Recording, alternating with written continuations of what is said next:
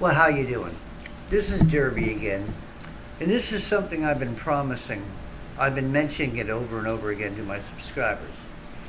And since I'm actually in the mood tonight, I guess the best thing to do is to do it.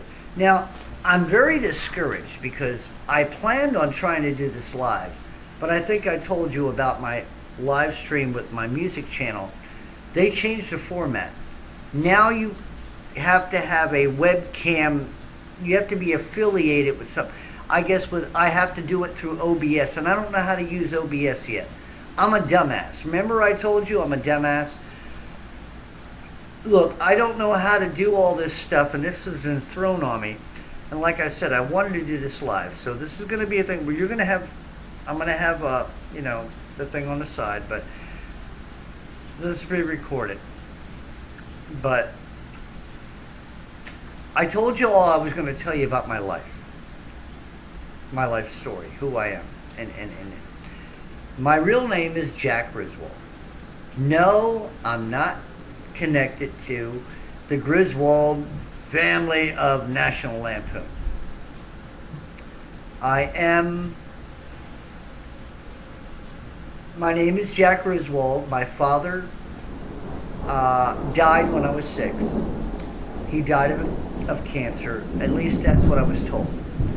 My mother left.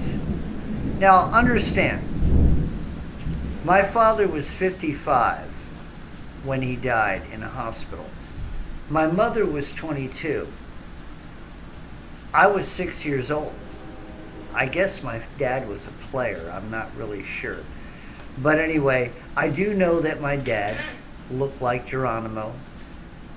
And do you ever remember those old pictures, if you're my age, that picture of Geronimo with the headdress? My father had that picture, and it always sat behind the places that we lived. I once had an album, pictures. I can't get into that yet. By the way, for all of you, before I go on, you all know I'm a minister.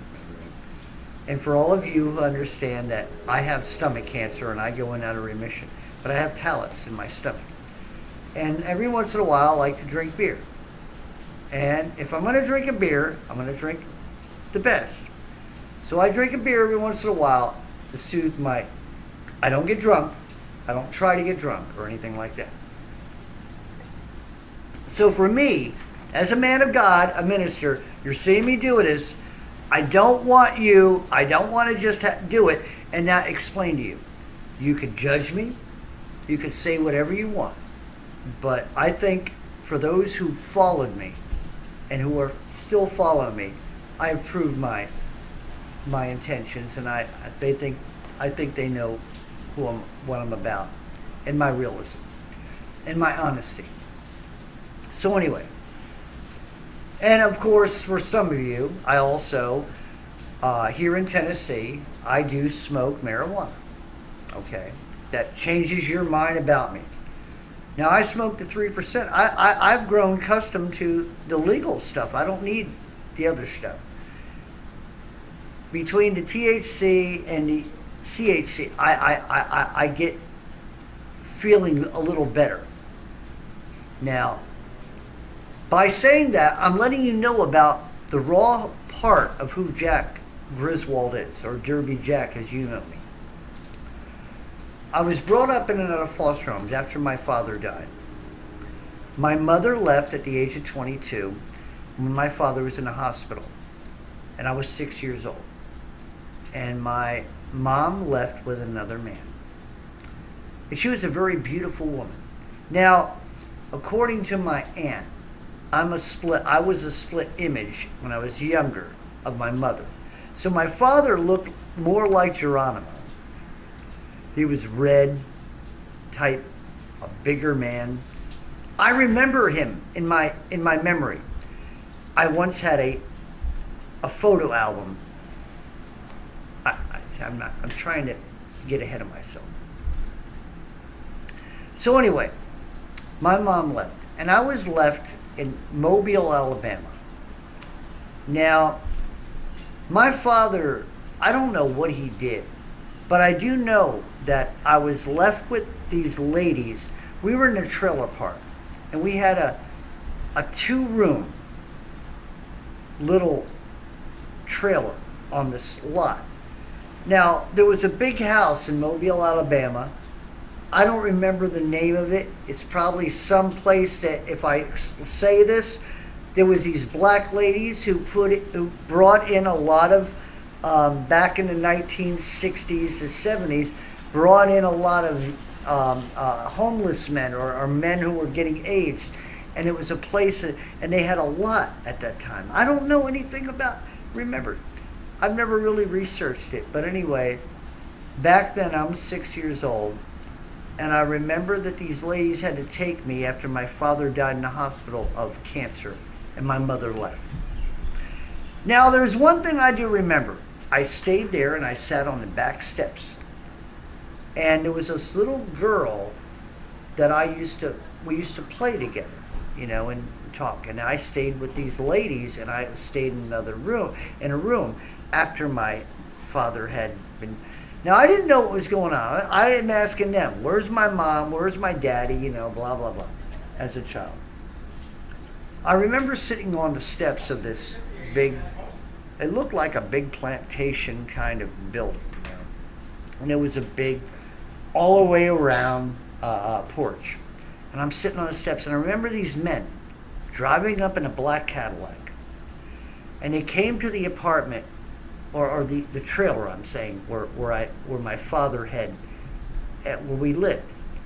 And he had a panel. He had one of those, sort of like a Jeep, but it had those panels, like the wood panels on the side. Real nice looking vehicle. I remember it in my eyes, in my memories. And what I remember was that they went into a little shed he had in the back, and they took stuff. And my father had built, he was in the military. I think it was an Air Force. And he had been in I don't know, something about a flash of light which made him partially blind. He was blind for a while in his younger days, like when he was in his 20s and 30s, from the military. And he was released with honorable discharge or something like that. But he had put this ship together. It was a wooden ship, a big giant wooden ship. And you took parts off it. He did it while he was blind, apparently.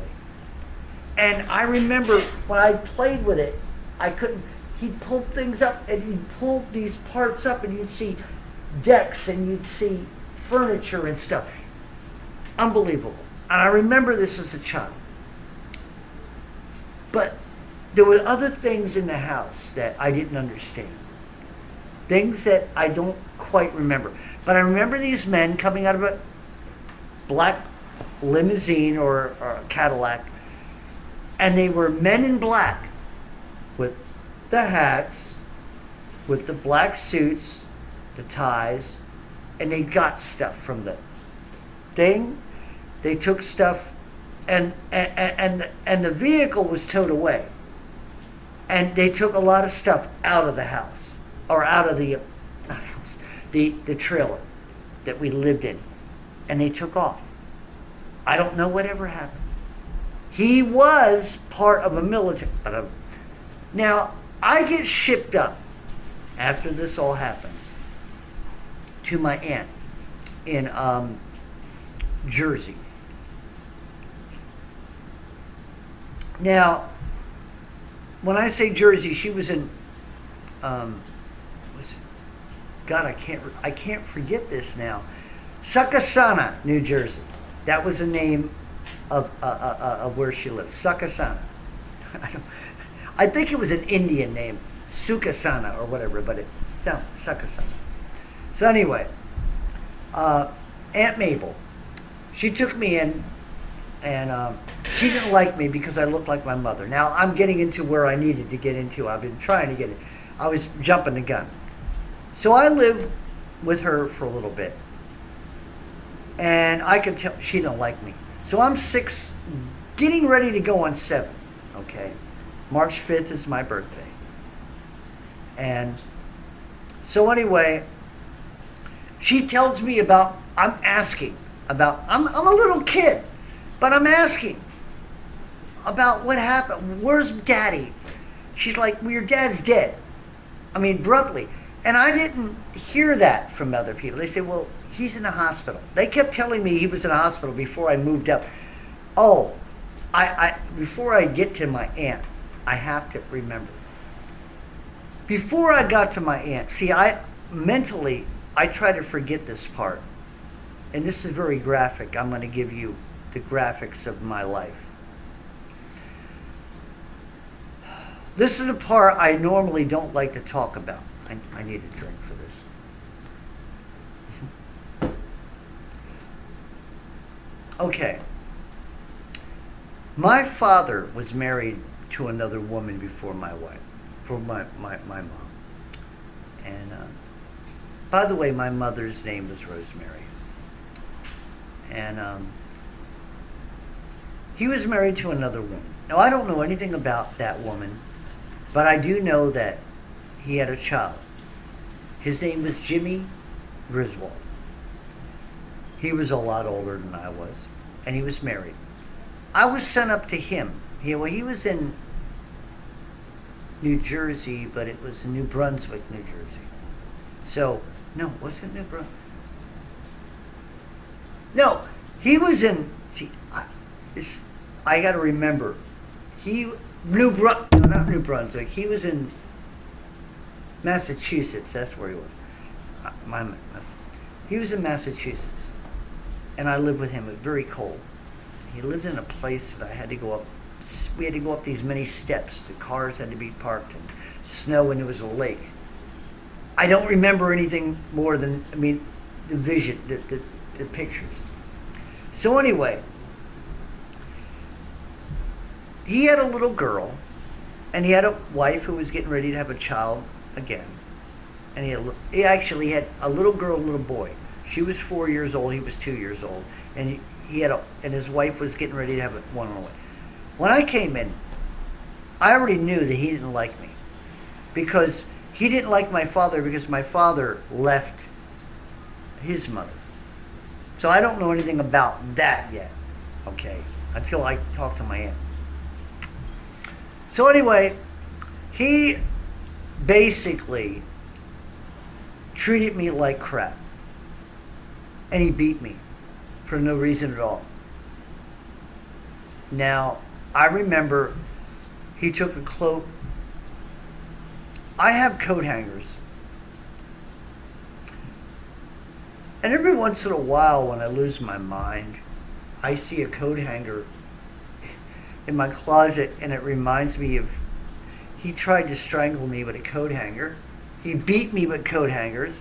I got welts on my back from memories. And he tried to choke me with a dog chain.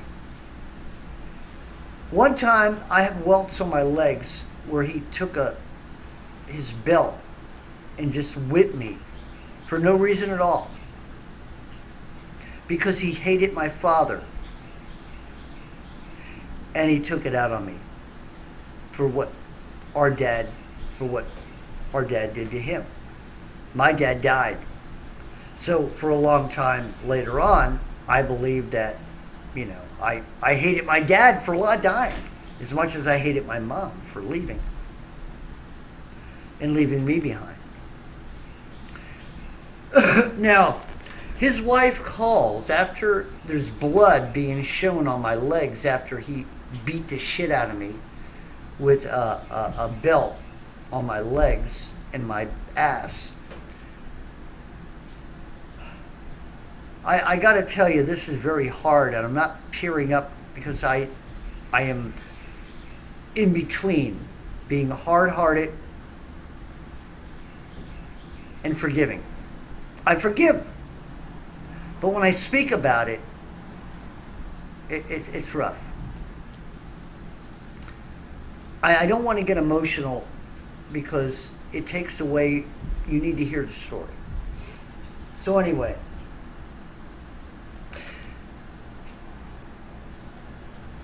he was beating me, and there was welts and blood starting to show from my body. His wife calls my aunt, who really didn't want me to come, but wanted to rescue me, had to rescue me from him because I would probably be killed by him. So I end up being taken and moved to my aunt's, which is in what I said before. I can't remember now, but it's on record what it was. Succasunna, New Jersey. Okay, so I'm sent there. Now I have a cousin. His name was Eddie Noonan, and my aunt's was Mabel Noonan, and I had Uncle Freddie. Okay. Now Aunt Mabel, that was her name, Aunt Mabel. Thin woman, she was a nurse. She hated my mother, and always reminded me because I was young and I was thin. Because like I said, my father looked like Geronimo, and I was a thin little thing. I looked like my mom. She was a very beautiful. My memories of her, she was a beautiful thin woman, and she came from. Her name was Zarin. Zarin, her maiden name, Rosemary Zarin. She was, I guess you could say, from Sicily. Zarin would be Greek.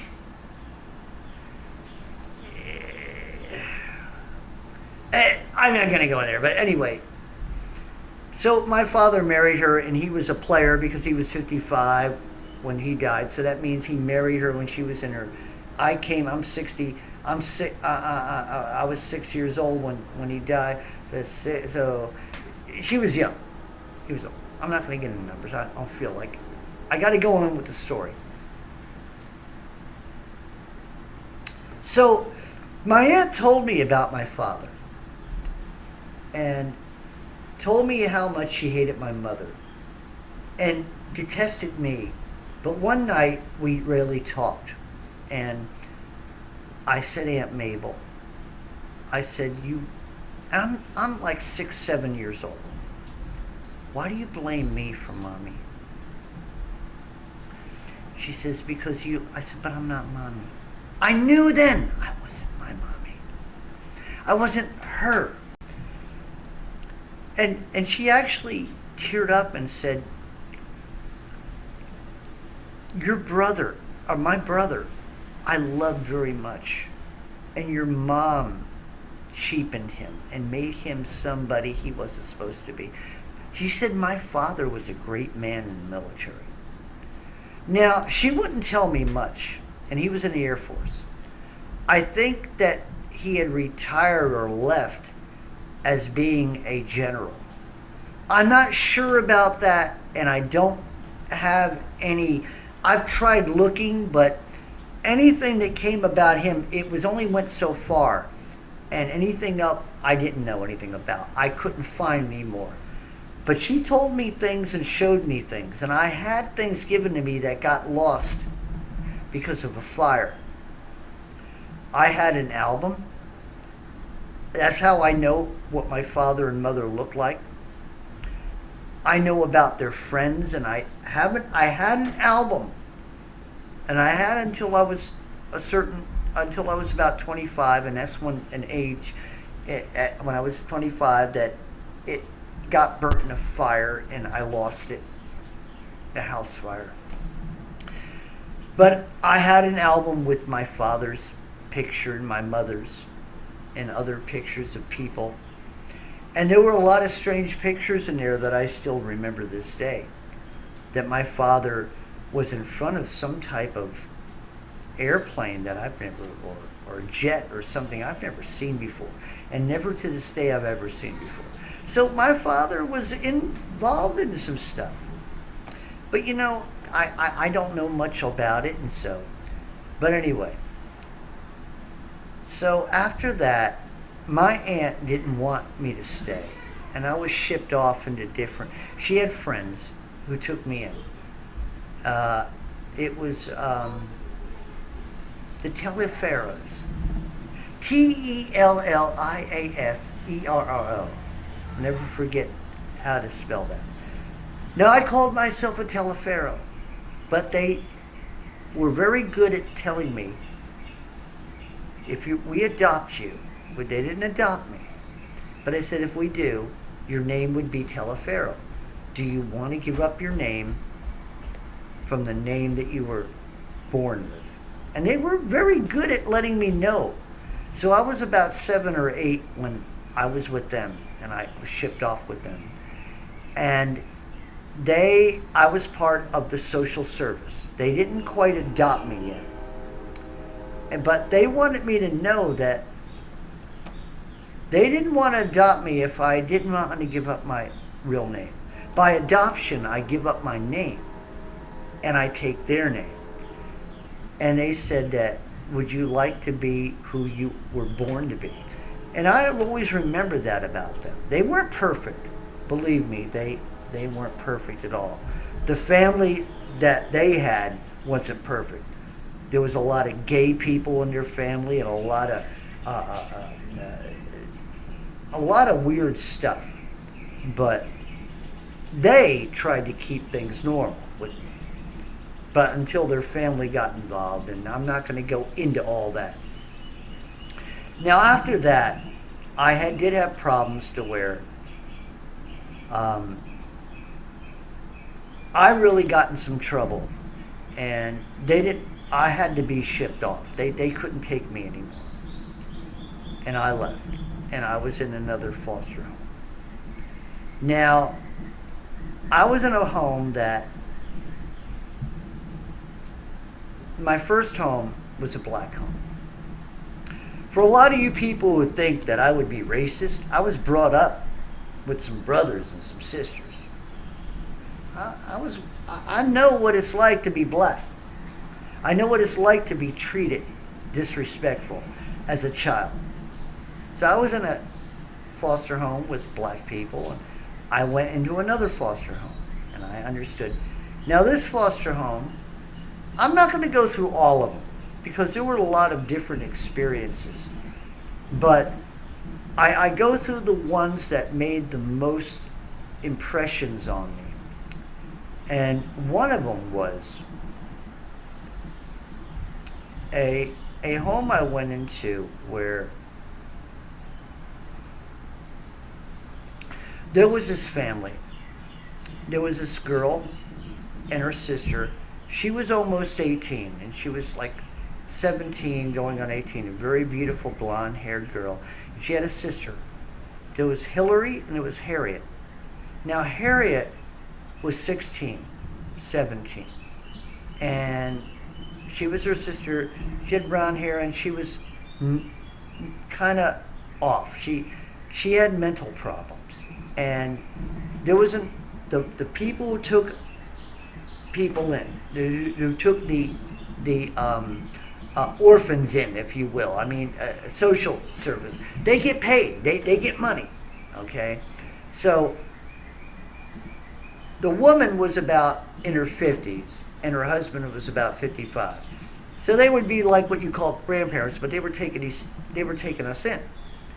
So the older sister, and then there was another guy.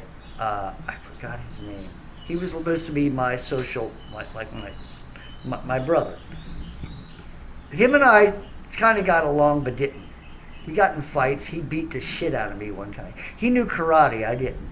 Beat the crap out of me, man. Because I fooled around on his girl. I actually made out with his girl. Not, the thing, but made out with her. And he beat the shit out of me for it. But didn't realize that she let it happen. But anyway, that was the whole... So when I was about in my 16, 17. 16, actually. I remember that this girl, Harriet, I liked her because I always protected her. She went to school with us, but yet she had to go to special classes because she had mental problems. She was deficient mentally, and I always looked over her. and she she was kind of pretty and stuff, but nothing like that. But when we went home, what got me was that the old man, he would let her sit on his lap, and he had a rocking chair, and he'd watch the news at night, and he'd fondle her.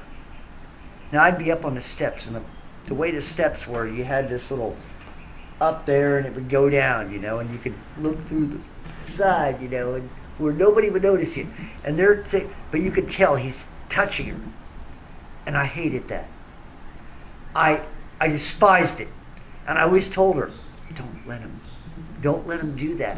But she didn't understand, and I knew it affected her. But so I got angry, and I stole money from him. I stole checks. I basically wanted to be heard by somebody, because I tried to talk to the social workers, my social worker, but they never listened to me. They said, "Oh, you're just imagining this." And eventually, nobody listened to me, and I wanted out. I couldn't do anything. I couldn't help her. And I got shipped to another place. And this place was, the woman and the guy took us in. And they had 16 children in this big house. There was like about 12 rooms. There was the parents who lived on the downstairs. They had their own rooms and their own kitchen. And everybody, it was like other rooms, but yet all these 16 children, young, old. And I was indoctrinated with some of the other kids to be a bully. And there was some other younger. You know how I always say that I despise who I ever was, and I despise the type of person I ever was. I did some very bad things. I hurt people in ways that I wish I didn't. And God has forgiven me for it, and I've been forgiven, but I don't like going back and looking at it and listening to it and thinking about it. So, but I must. And I remember that there was guys there that I got indoctrinated with the older. To get anything and to know anything, you had to get. So I'm like 16, 15 going on 16. There were other people there older. For me, I had to get beat into the orphan family that were there. After getting beat down, that's when I was indoctrinated, because I was older. They got me involved, or this is what you do, this is how you get around, They knew how to pick locks and stuff. They had locks on all the cabinets of where the food was. They had a freezer and a refrigerator. Locks on the freezers and the refrigerators. The little kids had to bathe in the same water in the bathroom. Only us older kids were able to shower, only for 10 minutes. And then we had to get out. And if there was cold water left after, so what? It was a regimen that we had to live through. And even the older kids were a little bit less. They didn't have to worry about as much stuff. They became the irritants. So I had to learn how to throw little kids down steps to prove that I was something. I'm sorry, it's hard. It's hard for me to think about this stuff. But you must hear. If you're going to believe anything that I say as a Christian, you must understand who I am and where I came from. That also will help you to understand your truthfulness of who you are and where you came from. Do you know that if you don't recognize your history of what you remember and you try to hide it, you're hiding who you are? I'm not going to do that to you. So anyway, in this family, I learned that hate was the only way, and to be a bully was the only way to get anything. Because sometimes you had to fight for more food. You had to fight for something as stupid as television time. They sat at a table while the rest of us sat on the floor to eat our foods. Oh yeah, the little one. I, being 16, going on 17, was able to sit on a couch. But I had to have the table in front, and I couldn't drop anything.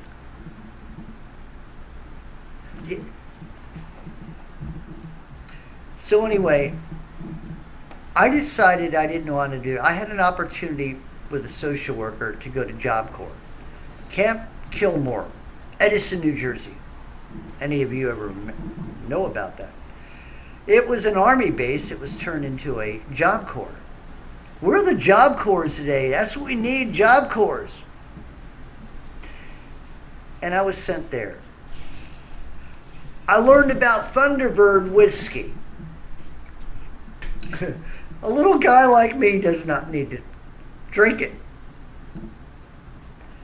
And I remember going in and out of foster. I mean, at foster homes, I went through there, and that last foster home was my last. I went back there to pick up my stuff and never return again. And I went out on my own, hitchhiking across the country.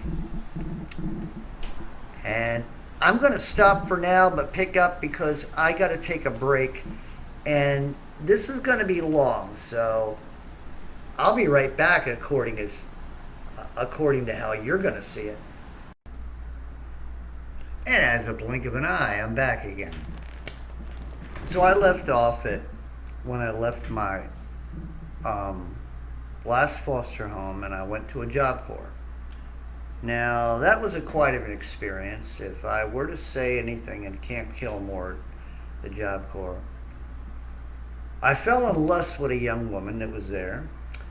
Learn how to steal out of other people's pockets if I wanted cigarettes, and learn how to change a tire, and learn how to do some cooking. But that, I couldn't stay. I went there for a year and couldn't take it no more, and ended up, I had military, bag and, and boots and a nice military green coat. I went hitchhiking. And I went from Jersey and hitchhiked all the way to California. Now, it took me about 6 months. Really? Because I was in a partying mode. I was going out there and hitchhiking. Back in those days, hitchhiking was cool, man. You got with families, you got with private people, you got with hippies. I was a yippie.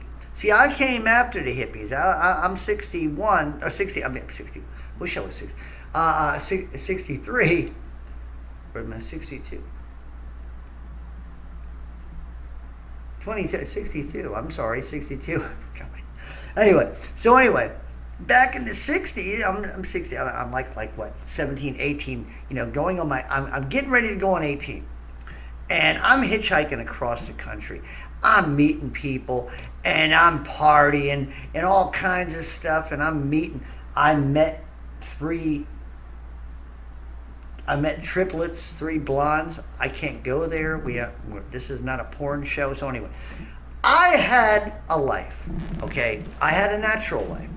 I had a life that, most people would sit there and say, I wish I had. Then again, I listen to other people's lives and said, well, I wish I had your life, you had. But then again, and I look at my life, when I look back on it, I learned a lot. And I felt a lot, and I remember very less than the lot, A lot of times as you're getting older, a lot of things fade away. It's not that you forget, that they just don't mean anything anymore. Sometimes you go for years, maybe the first 2 or 3 years, something that was prevalent in your life, and you never had anything, that was always there. And sometimes you always mention to your buddy, you're at the bar and it's like, hey, I remember when I was one of them, and you get that type of way, where, I remember back then I used to have, well, your buddy's sitting there, well, you don't have any more, do you? No. So, that's how that works. Like I said, if any of you are just tuning in, yes, I'm drinking a beer. It's for the palates of my stomach because I'm feeling some pains every once in a while. That's why you see me moving around. And I had to stop for a while to go to visit another room. And anyway, I physically, I'm not at my best shape. You don't know it because I actually, to be truth with you, I try to be a truther, but I'll tell you, there's a part of me that's a liar. And the only part is I try to maintain a front to the point that you don't understand that sometimes I'm in pain and there's a lot of things going on in my stomach and a lot of things that are going on in my body that I try my best to hide. And it's not easy, but I don't need you to worry about me. My purpose is to be a spokesman for God. My purpose is to be an orator. It has nothing to do with me. I am just a messenger. I'm not important. Do you understand when you're a doulos for God? And I consider myself that. I'm not a prophet. I'm not anybody any different, but I feel that I have been elected and I have elected myself to be a spokesman for God in respect to speaking the truth. And you know what? I would not want to have to do it if there weren't more people doing it. Okay, back to the story. Excuse me. So I'm hitchhiking across the country, and I'm meeting a lot of different types of people. I'm seeing different types of cultures, and when I look back in retrospect, I have to say I probably think that it's more on the lines that God was allowing me to explore this world around us. Remember one thing. And that is that when you're where you are in your later years, remember what brought you to the point of being who you are in those later years. And I do. I had a lot of ups and downs. I had a lot of rights and wrongs. I'm a small guy, but I always ended up finding myself being in a position of turmoil. You think small guys would try to hide? I remember in Succosundi, New Jersey, before my aunt left, before I was basically left and had to go into foster homes. Remember one night, me and my cousin Eddie, that was his name, Eddie. I think I said Freddie, but it was Eddie. Him and I, he had a VW. He had an old Bug, and we'd go to back roads, drive and drink tequila. I mean, whiskey and stuff. I was small. I shouldn't have. I'd have three or four drinks. He'd be drinking a whole bottle. I'm as drunk as he is, But anyway, we went to these parties, and they had what they called the graduation parties. I took my guitar. I thought I was a big guitar store. I was doing like Led Zeppelin stuff on like an acoustic guitar, trying to do, I don't remember half the music I knew a lot of damn songs back then. I don't remember anymore, or play. And I was pretty damn good because I haven't gotten to the point where my hand had been crushed by I probably won't get there, but my hand later on had been crushed in a fight that I had with a drummer that I threw out of a band that I had. He took a sledgehammer to my hand and crushed 3 of my fingers, which the doctors never thought I'd ever be able to regain. And as you see, I play guitar, but I'm not as good. I could have been Eddie Van Halen, number 2. That's how good I could have been. I was able to. I can't do that no more. I mean, if you hear my lead stuff in my recordings, in my CD music, you could tell I'm mechanical to a point. I try my best, but I'm not a speed demon. I can't do up and down there. I'm as good as I'm going to get, and that's all there is to it. Especially at 63. I mean, 62 it is. So I can't remember my fucking age. Anyway, let me get another drink. So anyway, I'm traveling now. I'm hitchhiking across the country. And I'm learning things. I'm learning about the world around me. Now I get to California, and I have just now turned 18. I'm living with a girl who I'm getting ready to marry. And her and I were all right for a while, but it just didn't work out. I don't even remember that particular relationship as much, but I'm like 18, and I just remember that her and I it just didn't work out. So anyway, I am now working nights or working days at a restaurant, and I'm washing dishes and that. And I'm ready to be a cook. I had to work my way up. See, I've always liked cooking. When I left my last foster home and all this other stuff, and I worked in a restaurant and all this other stuff, and worked in the food industry also at the Job Corps. So anyway, it seemed like restaurants is what I wanted. So I wanted to work in a restaurant, but yet I needed my Social Security card and, my birth certificate to get, credentials. So I realized then at the age of 18, I'm not ready yet. And I want to go back. So I have my number. I call my old social worker. I think his name was Dave. And I said, Dave, can I come back and we can work with me? He goes, well, Jack, you're 18 now. And I said, yeah. He goes, well, Jack, there's nothing I can do for you. You're 18. You're on your own. You're an adult now. And I said, well, I can't get a job unless I have. He goes, well, I have no problem with that. I'll send you. Tell me where you're staying, and I'll send you. I was staying somewhere at the time, but he said, tell me where you're staying, and I'll send you their credentials. I'll send you your birth certificate, and I'll send you your Social Security card and all the other information to you. And he made sure it was done in about overnight, which took 2 days anyway. Back then, yeah, overnight was about 2 days back in those days.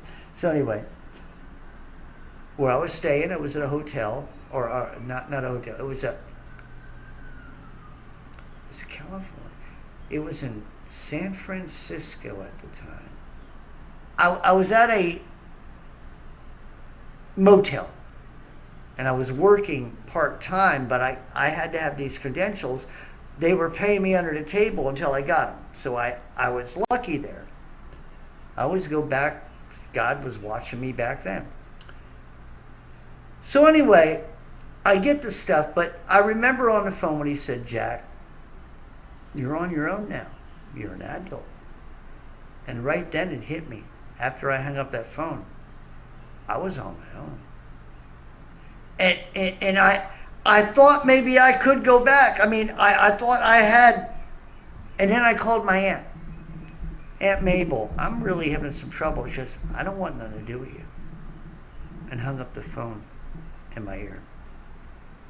I had no other relatives. There are a lot of relatives of mine around, but they don't know nothing about me. I don't know nothing about them. And it's okay. So anyway, get another drink.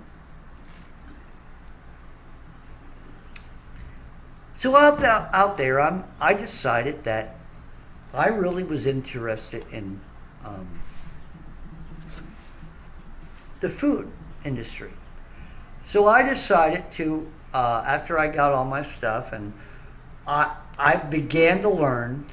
I had a, I ended up getting another girlfriend who knew things about um, you know, the system, and we were those young hippie type things.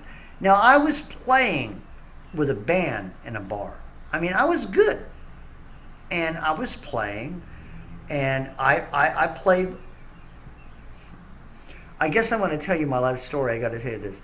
I had a band. We were what was called. I don't think after you listen to my music now.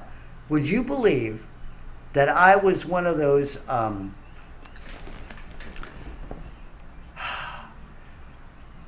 I it, it, I played grunge music. I mean, it was that type of back then in the 70s, 60s, and 70s. Okay, you had um, just before I was in the stuff before the disco that you had new age and new wave, and then there was this side which was grunge. I don't think it was called that, but that's what I remember. Was that I was into music, and we were like grunge. I mean, it was like new age, new wave, and all this other stuff, and all this weird stuff, and I had a band called Dr. Hyman and the Screaming Vaginas. Forgive me for saying that, being a Christian, but that was the name of the group. And I don't remember the music. We actually made a record with Decca Records out in California. And it was in San Francisco.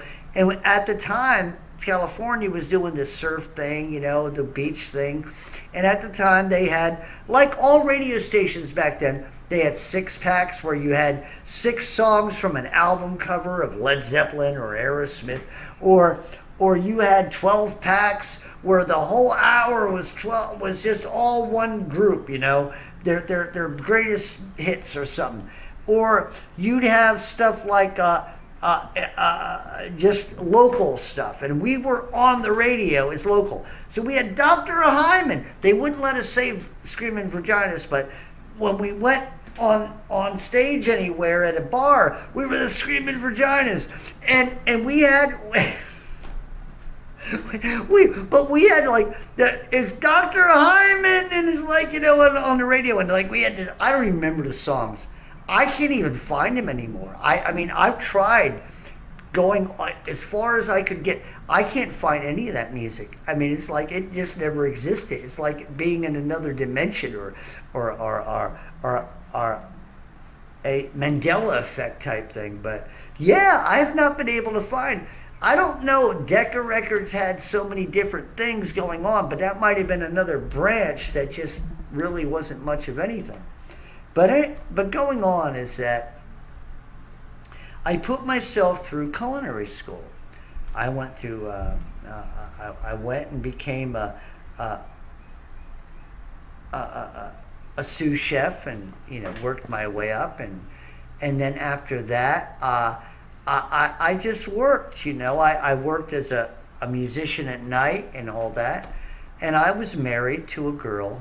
I got married to a girl that very beautiful redhead Debbie, and the problem was that we had some problems because she wouldn't tell me she was always ill, and I couldn't understand why, and she was afraid to tell me. But to make a long story short, as I'm telling you my story, she had leukemia, and I loved her with all my heart, and she died of leukemia. Now her parents wanted her to keep it from me. Parents didn't like me anyway. I was a hippie. They knew I was a chef, but I worked at Hollywood Hills, California. I was making great money back then. I mean, I met the likes of, Jack Nicholson. Who cares anyway? And other stars. And now that we see the stars are a bunch of has-beens anyway. But anyway, I cooked for the best of them. Doesn't hold any credence to me anymore. I'm actually, as you see my face, I think about it, I'm disgusted. Those people weren't people. I would have felt better serving a dog and had more respect for that dog. Because that dog would come up and wag his tail and lick my face. They just shift me off like I was nothing. I was your chef. I made their food. I'm not going to get emotional about it. Not now. I'm 62 years. What do I care? Drink a beer, have a good time. Anyway. So anyway, I am going to culinary school, and I did all that. I got some good jobs, and I'm working nights now. She had died, and I met another woman later on. Now, her and I was into cocaine. After she died, I lost it with drugs. I got into smoking, drinking, all kinds of stuff. I was an asshole. So for about a year after her death, I became an asshole. I mean, I was the worst of the worst. I'm a little guy, okay? I had long, curly, straggly hair. I thought I was cool. So I started getting into cocaine. I wanted to make money. I started getting into cocaine. Back then, we were getting shales of cocaine. You could go to Mexico. I had a van going to Mexico, and you could get your shales of cocaine, come up. They didn't have anything. The FBI wasn't doing shit back then. DEA, no, they weren't doing shit back then. They were allowing it. It's all part of the New World Order. But I remember that. They didn't do shit. We were going up. We had stuff. We got stopped by cops for speeding. They didn't want to check us because they knew we had stuff and they didn't give a shit. But anyway, that's a whole nother story. So I'd get up there. We had shales of pure, 99.9% pure cocaine, Peruvian, cut, blue, Agnes. I mean, this thing had to, you all know, if you're my age, you know what I'm talking about. That purple, that haze, that bigs, and then you have to chop it up. And you got to, went through all that. Snorted cocaine till my nose bled. But I was good at what I did, and all that. But here's the thing. So I met up with another woman, and we were cocaine addicts. I mean, we snorted like it was going out of style. And she got pregnant, and Lisa. I had a picture of her, and of course it got burned to fire. I had pictures. She was a little girl. I had brown eyes. She had brown eyes. Long hair. She was straight. I have curly hair. She was her mother's. Now Lisa and I had to separate. Not Lisa. Her mother was Deborah. Lisa was my daughter. Deborah was my wife. We had to separate. We had to get a divorce. We were both too stoned, and we had to think about Lisa. Of course, at that time, the girl got. I didn't want my daughter because I didn't want her to be around me. Her mother was trying to clean herself up. That was why we divorced. And she did it for the right reasons. I wasn't ready yet. But I was smart enough. I didn't want my daughter to be around me. I didn't want visiting privileges. All I wanted was to clean myself up, but I wasn't ready yet. But I wanted, my ex-wife was cleaning herself up, but yet I didn't want to see my little girl. Now at that time, she was 3. My ex-wife at the time, Deborah, had met another man. His name was Jason. Good guy. And him and her got married, and it was about six. She was married to him a couple years, and then at the age of 6. Now understand, my dad died at the age of 6. Remember that, right? Now my daughter, I always had a dream that after I did not want my daughter to interact with me because of my lifestyle, that I eventually cleaned myself up. And a little bit. I still wasn't godly. I still wasn't, in all that. But I cleaned myself up because I had work to do. I had to make money. And I remember that I wanted to someday see my daughter, or she would want it. I always had that thought that, like, how some people, that your daughter comes and sees your or your son sees you. Years later, they meet with you, sort of like a person who gave up their parents, their children, and then the children come and see the parents for the first time that they gave up, and I always wanted that, and always thought back then that was my imagination. But what happened was my wife got remarried, my ex-wife, and he ended up being the father, and he wanted her to visit his family up in San Francisco. Now, my wife at the time, my ex-wife, and Lisa Deborah and Lisa lived in San Francisco, in LA. Now, they went up the East Coast. I don't remember. Is that 71, the East Coast, near, like where the road goes up California all the way to the coast? I think that's 71, if I'm not mistaken.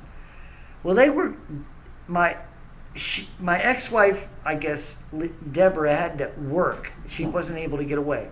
So he wanted Lisa to meet his family. And like I said, he was a good guy. I had nothing against him. They were driving, and apparently they were behind a tractor trailer, a gas tanker. It happened its axles broke going up, because as they're going up mountainy areas.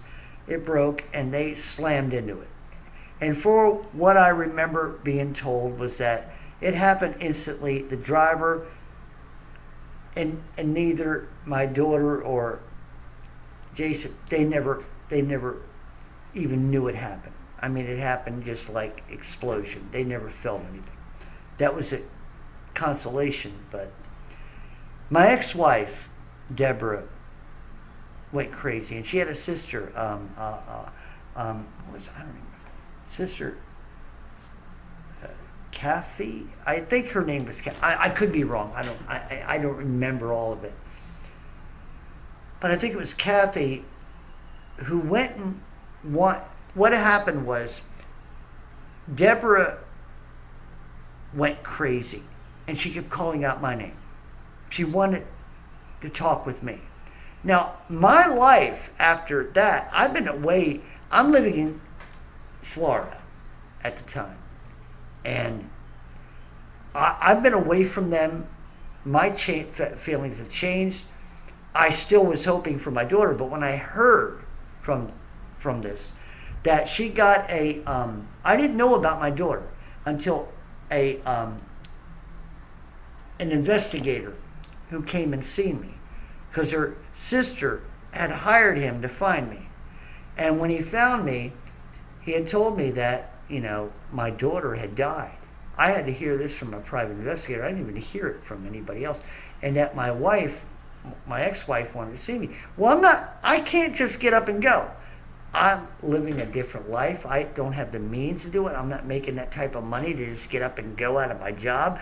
I'm working in a restaurant. I'm actually, a chef at this restaurant. I can't leave. And so anyway, that dream that I had was broken. And I had to get back in touch with him and say, I can't come and see her. And I don't know whatever happened to her, and her sister and I never really talked after that, and I don't know whether she's alive or dead, or whether she's still lost her heart or mind. I prayed for her sometimes, but I have a different life. So anyway, I'm at that time, my life is just, I lost my daughter. I don't believe in God. I mean, I did but didn't. I'm one of those people at that time in my life. If there's a God, why? Why would you let this happen? That was where I was. How many of us are like that? Why, God, would you let this happen? Why would you let my daughter die? Why would you? And why would you let my ex-wife be crazy? I got witnessed to. And I had been witnessed to before, but they never meant anything to me.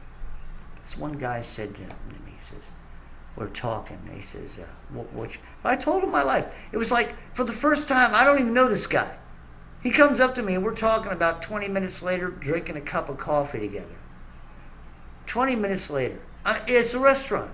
He actually comes to the table. I'm sitting alone. We're just talking. He just sits down and starts talking to me. And I accepted it. Like, who the fuck? I should have. Who the fuck are you? No. That was the way God works. And all of a sudden, you don't know why you're accepting. But I'm going to tell you something. That man, to this day, I believe was an angel. Now, he sat down and we talked for a little bit. And I'm like, he says, you look kind of depressed. I said, well, yeah. And I just opened up like it was an old friend. Well, yeah, I lost my daughter. She died in this car accident. It's like, and my ex-wife, she's in a home because they got her, they got her, they have to keep her because they don't know what she's going to do. She's gone crazy, and I can't do it. And he goes, well, your daughter's in heaven. I said, well, how do you know? He goes, well, she's an innocent. What did she ever do? I'm like, well, she didn't do anything. And he's like, well, that's right. He goes, wouldn't you like to see her? There's a thing about the Bema. Bema is supposed to be the word for the revealing of being there with God, the Bema, the joining. That's basically what. Because wouldn't you like to be with the? And I'm like, well, yeah, I'd like to be with my daughter. He goes, well, there's only one way, man. You're not going to see her any other way. And he's like, remember, we're yippies, like the hippies. Like, he's like, yeah, man, let me tell you, man. Wouldn't you like to be with her someday? I said, yeah. The only way you're going to be with her is you got to be born again. And he led me into salvation. So, at that time, of course, like many of us, I've gone in and out of my, backslide here and there. Let the devil take you over once in a while. But through it all, I went through all that, and I ended up having to grow up. I ended up having to realize after I became born again. Then I went to Bible college later on after I got out the. There's a lot of other stuff I could give you, but I wanted to give you the main stuff. That what made me who I am today. Now, I went through Bible college. I worked at the Union Mission, and I told you, I will say this, that when I finally worked at the Union Mission, there's a lot of other little things. I lived in Florida, lived with a family that we worked in used appliances and stuff like that. I left because I didn't like his practices and ended up leaving when he really needed, because I was a good salesman and good in that area. And he was angry at me, and he said I stole money, which I never did. I supposedly stole a checking thing that he had. I never did. And I ended up getting extradited. I lived here, worked. I came to Nashville. I lived here and worked at the Union Mission and all this other stuff. Later on, I mean, I didn't know about this. I ended up getting extradited down and came back, and then had to answer to what I did to stay as being a minister and working at the mission, and went through all this. But yet I was sent down there, and it was proved that it was bullshit, and I was able to come back, but they never sent me back. I had to do it on my own. A lot of little things that happened. So I came back here and went through Bible college and worked at the Union Mission as look, I proved myself to be right and true. So it was a lot of crap. I mean, you don't understand. I was sent down to Florida. I was extradited in a van, shackled and chained for something I didn't even do. And I had a black man who was very racist against white men. Drive us people to different places where they were taking us. Where we had I can tell you the whole story, but what it was, I was disrespected and all kinds of things. And I went through life in hell. But at the same time, that's what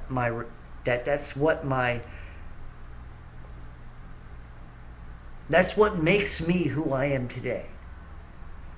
And I'm not perfect. I never said I was. I'm bombastic, which is a good thing, but I have some language problems. And, if you want to gauge me upon my language compared to all the knowledge and wisdom that I've given you through the Spirit, then you're not thinking right. And all I can say to you is that, look, I'm a person that's come to the point where I went through relationships, they didn't work for me. I've had a child that's gone from me, and I hope to see her in some fashion, some way again.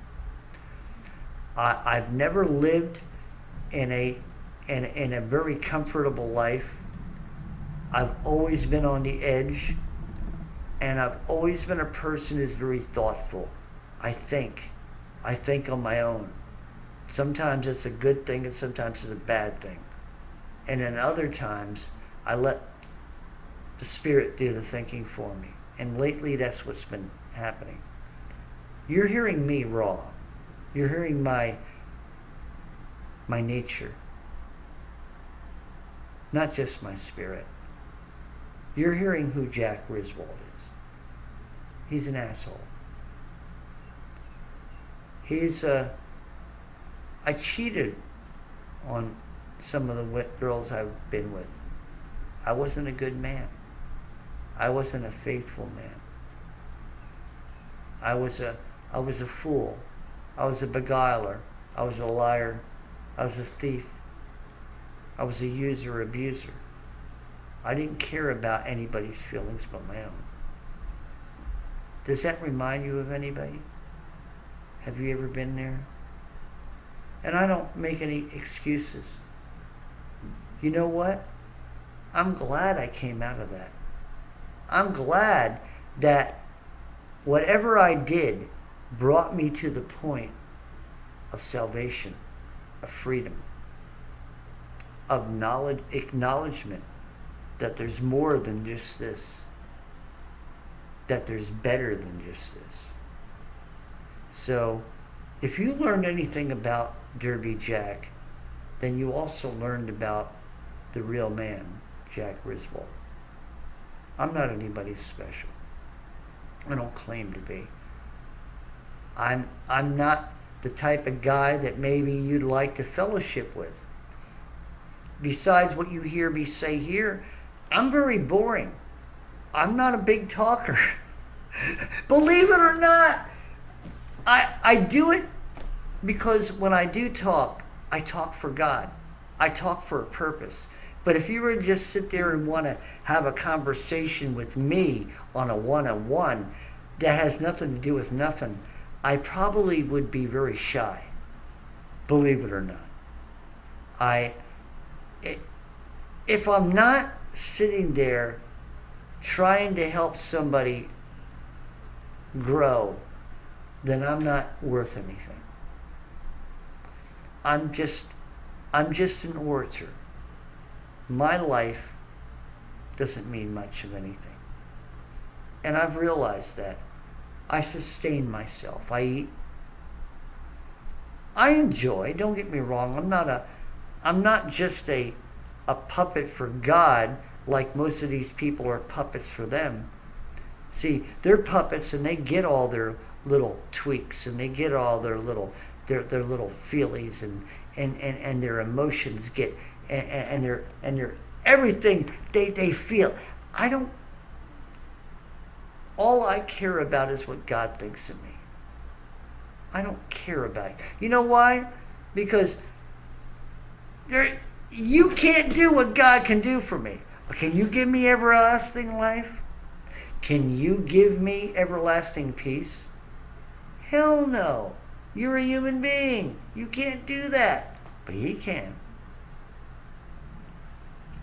So anyway, if any of you got anything from this, you can give me, if you relate to it. I mean, I have left stuff out, but I just wanted to give you an overall summary of my life. And it's been almost what? This might be the longest video I ever did. An hour and 11 minutes to almost 12 minutes.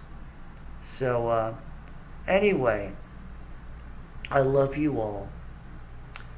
I pray for many people. I have a list. I pray for many of you people that I'm subscribed to and who subscribe to me. And I would love to pray for a lot more people who would like to subscribe to me. And if you like my flavor, if you like the type of minister I am, look, I'm going to say this, and I don't say this out of being egotistical. I am a minister of God. I minister His word. I give you His truth. I speak from the heart, and I speak mainly from the Spirit. And when my spirit speaks, sometimes my heart has nothing to do with it. And mainly when my spirit wants to speak, I don't have anything to do with it. So, when He wants to speak, you may want to listen. Because sometimes it ain't the beauty of the deliverer, or it ain't of the deliverer, it's the words of the deliverer. It has nothing to do with the voice